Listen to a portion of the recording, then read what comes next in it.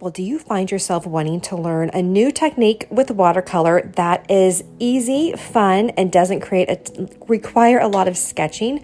You may really love splatter style technique. I love using splatters to create really fun, happy art with a bit of an abstract feel. I'm going to give a preview of how to create it this week, and I've got some links below if you want to do more projects with me with splatter style art. So grab your paints and paper and let's have fun together. Hi everyone. Well, we are going to combine some of my favorite art, splatter art, with just a little home this week. Now I've already created my sketch, but if you'd like to take a few minutes, you can certainly pause and just you can come in and do a little sketch like mine. I've got pretty much a small house, a couple of trees. What we're going to do is I've just sketched in with my micron pen the premise or the beginning of my flowers. And so if you want to sketch like mine or do your own little home, we're going to do some splattering and some spring art. I love during the spring and summer when everything is so full of color to skip some of the preliminary drawing. Like instead of doing a really detailed home, just to do the really simple things, even really simple flower fields, and rely on the fun of splattering color to create that sense of springtime or summertime if you want to switch to summer colors, depending on when you're watching this. So I'm going to go ahead now and start creating that art that I'm going to create with you. So we're going to do this in two parts today, because with the splatter art we have to get our base of color down first, and then once that is down, then I can start splattering. So what I normally like to do right at the beginning is I just simply start to do my what I would call my block colors. So for me, I'm going to just go ahead and create the sky. And I'm going to just use a nice light blue. You can use an ultramarine, you can use a cerulean blue. I'm actually going to add some water to this because I want to create not too much detail, and we'll end up getting some splattering in the sky, and that's completely fine. But you do want to get the base, the foundation color down. Otherwise, once the splatters go on, either the color gets all mixed up, making sure you can come in so you can see what I'm creating here. With the splatters don't show, which kind of ruins the whole thing a little bit. So that's why we do our foundational color first. And again, I am just doing a light color. If you feel like it's too dark in any area, just lighten it up. And I'm actually doing almost a clear wash up here, and then I'm just going to drop in a little bit of blue. So doing a little bit of blue here. You do not have to paint as fast as I am. I'm just laying down a pretty quick wash here. I had a little bit of yellow that got in, and that's okay. Over in the corner, I'm just going to cover it up with some more blue. And adding a little bit more blue here. Down here too. Okay, now that I have my blue, and I'm just going to dab a little bit where I think it's just a little bit too heavy. So now that we have our beautiful blue sky in, what I will do next is I will just get my path. So I have a path because I'm going to call this piece a pathway to spring. I'm going to very lightly put my brown down for my path, and that's going to have all sorts of splattering on it too. So I just want that foundational color there. I want to put a little bit of brown in my trees and establish my tree trunk, as well as my significant branches. So I'm using a burnt sienna to quickly just lay down that color. And my home, the roof is going to be a brown, and I believe the home is going to be a nice happy yellow. And with these colors too, you're going to see these are also going to be the colors that are going to be popping up all over our flower field that we're going to splatter in. Okay, now let's go ahead and add a few more colors in. I'm actually going to have a pink chimney, and the reason it's going to be pink is because we're going to have a lot of pink flowers in the field, and so I just want my color to coordinate with that. If your pink chimney, or your red chimney if you prefer red, begins to bleed in to your sky, just blot it out real gently, and I'll come in a little bit closer so you can see that. And it sometimes likes to blot into the paint of the house too, the roof. I don't mind that at all. I'm just going to put some more brown down there. And we'll end up doing another layer of color here, but we're just, again, setting things up.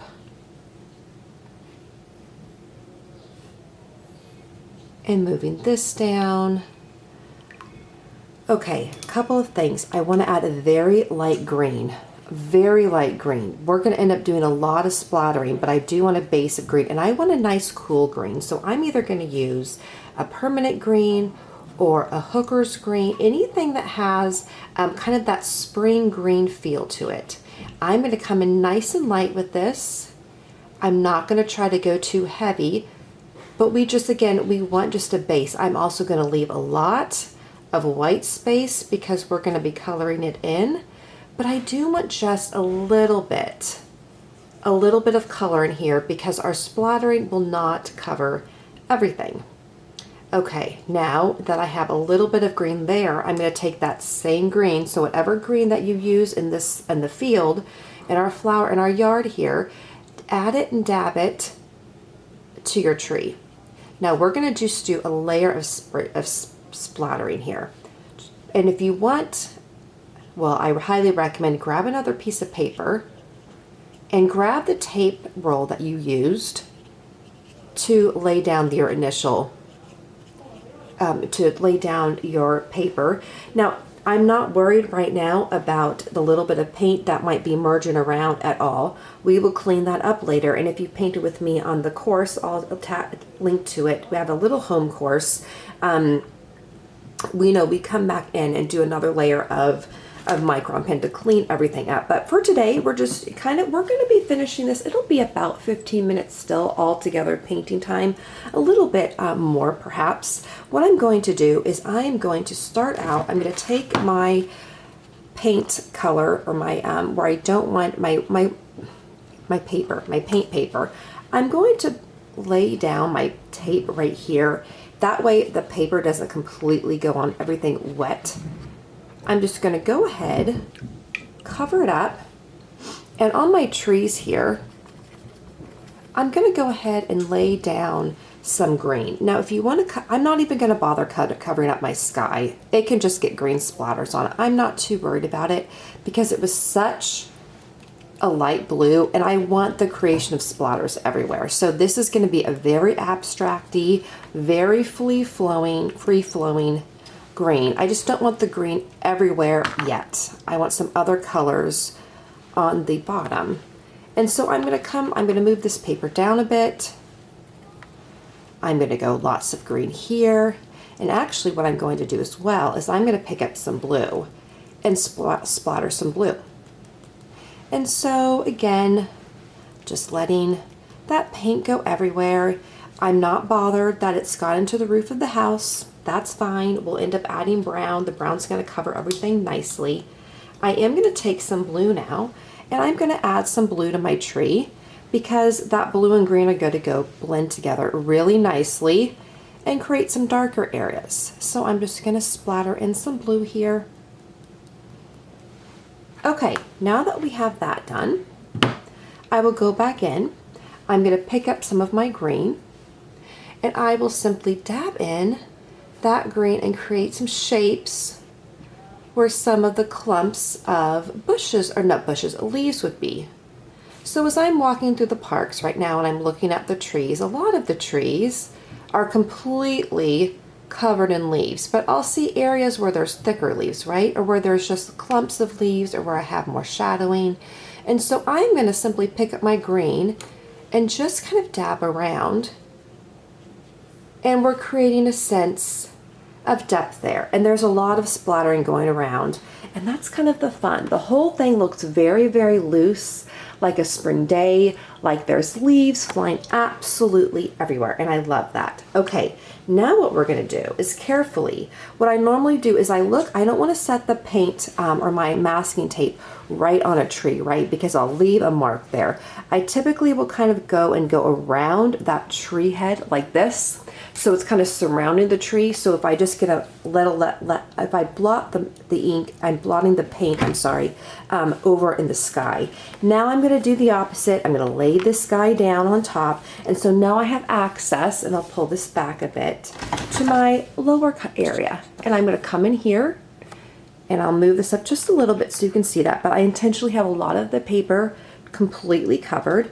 And now I'm going to start taking those colors, because we didn't inundate this part of the painting with green paint. One of the reasons I didn't want to do that is because I knew it would all blend in. So if your painting is wet right now with a lot of green, hold on from splattering, because what will happen is when you start splattering, the paint will simply just merge into, and you'll have almost like a water stain look, which is not the look we're going for. So what I'm doing is I'm just splattering concentrated yellow on my little flower field here. And I'm going to have yellow, and I'm going to have pink, and then I'm probably going to add some blue as well. Right now though, I'm just going to add the yellow and the pink. If I add too many colors, it gets a little crazy. So I'm going to add the pink right here. I'm going to add the pink in a little bit more concentrated areas than I am going to add the yellow, which I added everywhere. Okay, so I'm going to add the pink over here and up here. And I think I actually want a little bit more down here too. So just splatter it around. Come back to your yellow. If the yellow and pink mix, they're going to just create a nice vibrant orange. We love that. Okay, very good. Now if I want to, I might just try to do a little bit more up underneath my tree without getting into my sky too much. Okay. And I'm going to go ahead and I'm going to do a little bit more pink. You'll get lots of splatters on your covering paper, which that's fun to use in a future project. Okay, so just splatter to your heart's content or till you feel like it's almost too much, and then stop. So I'm going to do just a little bit more, and now I'm going to stop. Okay, now I am going to let the whole thing dry.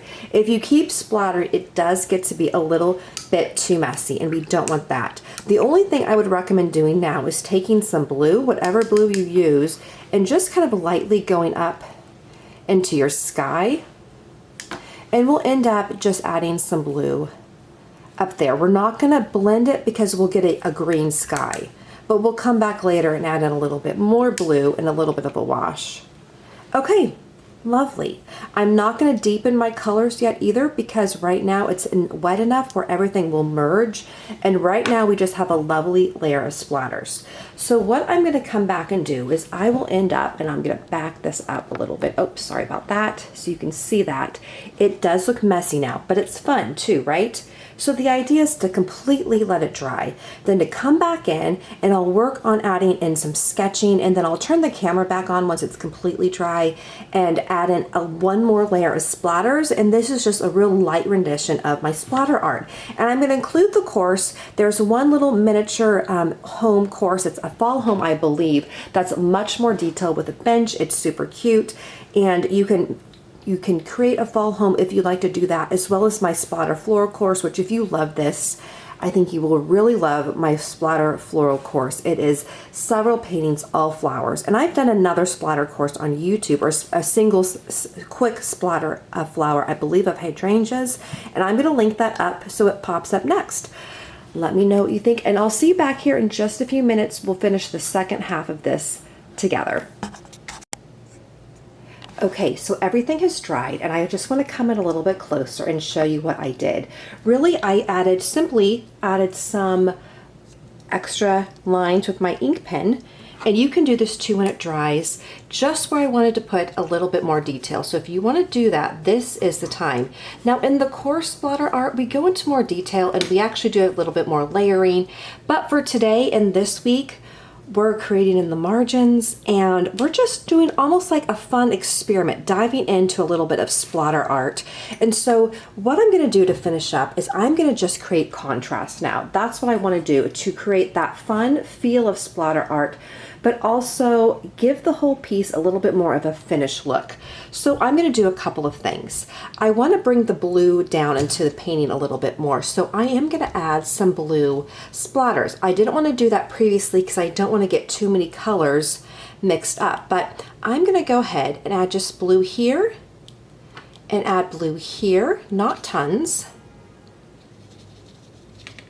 and a little bit over here on this hillside. There we go. And again, we're kind of creating those scents of flowers in different places. So I'll bring this in a little bit closer. The other thing I realized that I forgot to do is I wanted to create the window.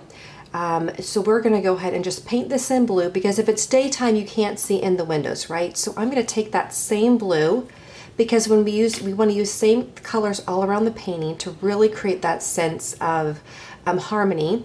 And I'm going to add in these windows too, since we're not putting anything in the windows today. Now the other thing I'm going to do is I'm going to come up to the sky, and I'm going to back that out just a little bit, and I'm going to get some water, get some blue, and then I'm just going to go ahead and just in a couple of places I want to just create a little bit more of a softer wash over some of the splatters. So I'm going to add quite a bit of water to my brush, and I'm going to softly come back in here now, up in my sky, a little bit more water, a little bit of blue, and just move around the trees. Nothing too dark, but just softening this up. Now you saw in here where I had a little bit of a water stain going on. That'll happen with splatter art. And I am going to add a little bit more emphasis on my trees. So again, after I move around here, I'm going to go ahead and let that dry. But you can kind of see too, again, we're just giving that finished look to the art. You just want to see, how can I finish this up so it looks complete? So we've got that now. Now what I want to do is I want to add contrast to my tree trunks. I often look in the paintings of, okay, where can I add a bit of contrast? Because you don't want the whole thing in one like light shade, right? The contrast is what really creates clarity and distinctiveness. It doesn't have to be super bold, but a little bit of contrast, like in the tree trunks, I want to make those a little bit darker, but I don't want to splatter brown around either. So I'm going to go ahead and just add in some depth to the trees where some of the splattering got into the other branches. I can now come back in here and just paint those. I'm going to go ahead too and add some brown on my house where I know there would be some shadowing. So we're going to add some depth there. And then on the door, we're going to just go ahead and make that brown. You can make it pink or blue, whatever color you want, but just for today, I think I'm going to make that brown, and then I'm going to make the doormat a pink. And so I'm just going to dab some pink. I'm not even going to try to cover it all up. We'll leave a little bit of white in there, and I'm going to bring this in a little bit closer so you can see that. You can see that this window even looks a tad bit dark, so I'm going to take a brush that is dry, and I am just going to go ahead and soak up some of that pink, because I don't want it that dark. And just like that, I can add in, right, that looks a little bit better, right? It looks a little bit more realistic. And then I'm going to take another dry brush, and even around on the rooftop, I'm going to move that paint around a little bit. And there's always a way to adjust your painting and get it just so. As long as that paint is wet, you can play with it. Add a little bit more to the door up at the top. There we go. Now I am going to go ahead and add some depth as well to our path, specifically where it's closer to us, because things do become a little bit more clear as they get closer. So I want to just add in a little bit of darkness right in here. I'm even adding a little bit of raw umber there. I'll add a little bit of raw umber to the trees. I'm not even going to do really a straight path. We're almost going to add maybe some rocks. I'm going to add a little bit of that brown underneath to some of my flowers, just a little bit. I don't want them to look brown necessarily, but just adding a little bit of shadowing. Now the other thing you can do is I'm going to recommend adding a little bit of green. We're not putting pink splatter any more pink because I don't want anything to turn brown. And so what I am going to do is just where I want a little bit more detail, I'm going to go ahead, and you can take a while if you wanted to just go like individual flower by flower and add in little baby leaves. I just want to create a little bit of contrast where my hills are against the sky, against around the tree trunk where we know there would be more shadowing, right? So we'll add a little bit more green there. And I'm about finished up here. Now you can keep playing with this and just adding detail, and you could even let it completely dry and then add some more splattering. If you're like, I want some more pink flowers, just let it dry first so that your green and your pink don't turn to brown, because that's always a bummer with the flowers, right? Okay, and the only other thing I'm gonna do too is my tree. See how my tree up here, you might find that top of your tree kind of blurred into the sky. Oh, let me back this up. And I'm not bothered by that, because I know when I come back in, I can just take my green. Make sure if your sky is wet, don't do it quite yet. Let that sky dry. But I'm gonna add just that delineation right in here. And over here as well, I'm gonna just add some, those tree leaves in here. And if you wanted to, really, you could also add in a little bit of blue, and that'll just make it a darker green, and it'll combine really, really, really nicely. Okay, and that is super. That's about it. I mean, isn't that fun? It's just a lot of fun to create splatter art. You can do all sorts of little scenes and different fields of flowers, play with the colors, but I just have so much fun doing this. I hope this has inspired you a little bit too to create your own splatter art. It could be a fun way for you to go out to your garden and create your own splatter art version of what's happening in the yard. But I just love this. Again, the course is available. There's another little free one on my site too, one of the homes, the fall home, but you can just change those colors and make it a spring or summer home depending on the season that you're watching this. Okay, you guys, have a great week. I'm going to see you again soon, and we can paint together in the margins of our